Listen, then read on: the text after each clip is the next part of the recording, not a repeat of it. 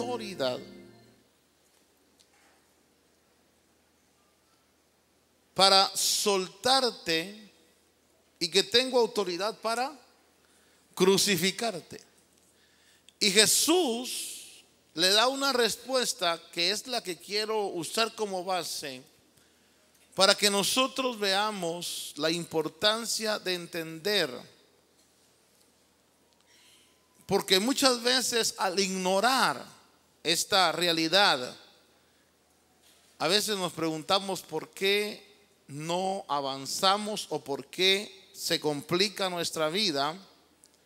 Y es porque a veces, voluntaria o involuntariamente, nosotros no tenemos una plena conciencia de cómo funciona Dios en cuanto a la autoridad. La autoridad, Jesús declara, fíjese aquí, le dice a Pilato: ninguna autoridad, voy a parafrasear esto, ningún privilegio, ninguna fuerza o ninguna capacidad o ninguna competencia tendrías si no te hubiera sido dada de arriba.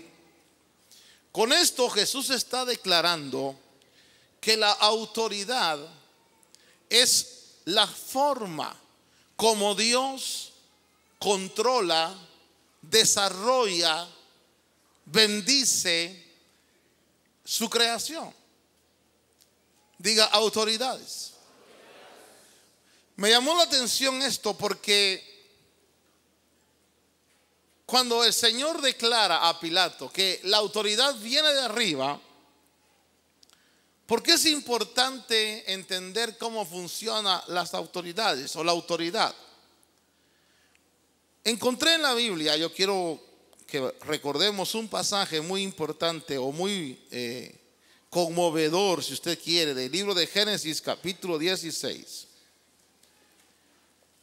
Usted sabe, aquí hay una doncella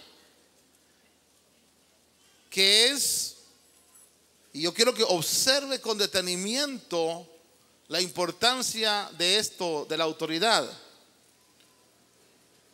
Aquí hay una muchacha que es una perfecta extraña en la historia de la Biblia, pero que de repente entra en escena, y estoy hablando en el capítulo 16 de Agar.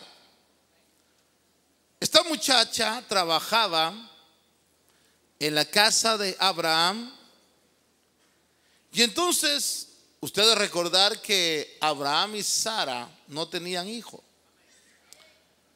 Y de repente Sara o Saraí tiene una idea fantástica. Ella quiere ayudar a Dios para que Dios cumpla su promesa. Y entonces Saraí, leemos nosotros en el pasaje, mujer de Abraham, no le había dado a luz hijo alguno, pero ella tenía una sierva egipcia que se llamaba Agar. La costumbre, hermano, en aquellos entonces era muy diferente a las leyes de hoy. Realmente cuando dice sierva, dice era esclava. Los amos tenían derecho total del esclavo. El esclavo pertenecía al amo, y el amo podía hacer con ese esclavo lo que quisiera. Y esa muchacha llamada Agar estaba o le pertenecía a Saraí. Saraí era la autoridad sobre Agar. Mire hasta dónde llegaba la autoridad, que el amo, lo que conocemos como patrón es amo, determinaba lo que la esclava o el esclavo debía de hacer. Y entonces verso 2, Saraí le dice a Abraham: he aquí el Señor me ha impedido tener hijos, llégate, te ruego, a mi sierva. quizás por medio de ella yo tenga hijos. La costumbre era que si una mujer tenía una sierva, esa sierva podía ser embarazada por el esposo, esa era la ley antes. Y cuando la muchacha daba a luz en las rodillas del ama, de la señora. Y ese niño le pertenecía a la señora. Ese niño no era de la esclava, era de la señora. Por eso en la ley usted va a encontrar situaciones como estas, cuando alguien tomaba un esclavo y de repente el amo decía, bueno, mira, tengo una esclava también, te la doy por mujer, por compañera. Y el esclavo engendraba hijos y nacían hijos de esa relación. Cuando llegaba el tiempo, cada 50 años del jubileo, y el esclavo salía libre, o podía salir libre, el amo o el patrón le decía, eres libre, pero tu mujer y tus hijos son míos. Te puedes ir, pero te vas solo, porque eso me pertenece. Eso es mío. Esta era la legislación, era la forma como se manejaba la ley. Y entonces Sara hace uso de ese derecho y le da la oportunidad que Abraham engendre un hijo en Agar. Vaya conmigo al verso 3.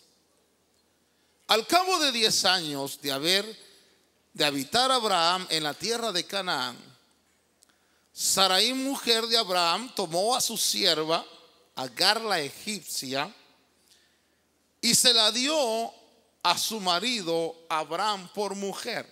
Mire qué regalito le dio. Abraham, él se llegó a Agar y ella concibió. Y cuando ella vio, ahora note esto, cuando ella vio que había concebido, miraba con desprecio a su señora.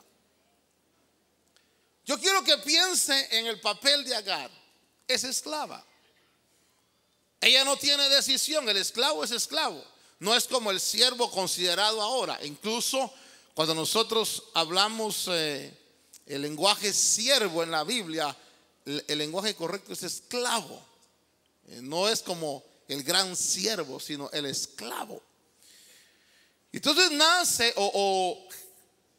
Agar está embarazada. Es una esclava. Pero cuando está embarazada, ella empieza a ver según la Biblia dice, con desprecio a Sarai, o diciendo, esta que no puede tener hijos, esta que no puede dar a luz. Y entonces comienza un trato difícil sobre Agar. Aquí es donde yo quiero que usted vea que a veces nuestros pensamientos no son como los pensamientos de Dios. Y dice ahí que Sarai, verso 5, dijo a Abraham, recaiga sobre ti mi agravio. Yo entregué a mi sierva en tus brazos, pero cuando ella vio que había concebido, me miró con desprecio. Fíjese que Agar empezó a despreciar a su señora. Pero yo quiero decirle algo. Pero Agar no era más que una esclava. Si Sara no toma una decisión sobre ella, Agar sigue siendo una esclava. Su historia no hubiera sido como la historia que está en la Biblia. Si Sara no hubiera tomado una determinación, voy a pensarlo de esta manera, Agar no hubiera quedado registrada en la Biblia como alguien importante. Es decir, el embarazo que ahora